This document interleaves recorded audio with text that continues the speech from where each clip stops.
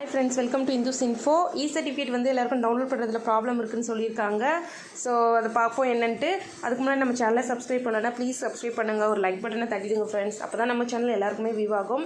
பாருங்கள், நம்ம volunteer ID கேட்குது. வாலண்டியர் ஐடி கொடுத்தோன்னே சமர்ப்பிக்கன்னு வந்ததும் நெக்ஸ்ட் வந்து ஓடிபி போகுது நம்ம நம்பருக்கு. ஓடிபி வந்து உள்ளீடு செஞ்ச அப்புறம் ஓடிபி வெற்றிகரமாக சரிபார்க்கிட்டு இருந்தால் வருது.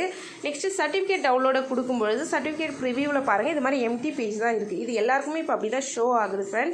ஸோ வந்து யாரும் பயப்படாதீங்க, இது வந்து டெக்னிக்கல் இஷ்யூனால தான் இது மாதிரி இருக்குது. ஸோ இது வந்து சீக்கிரமாக ரெக்டிஃபை பண்ணிடுவாங்க. ஏன்னா எல்லாருமே வந்து ஒரே டைமில் சர்டிஃபிகேட் டவுன்லோட் ஆப்ஷன் கொடுக்கறதுனால தான் இது மாதிரி ஆயிருக்கு.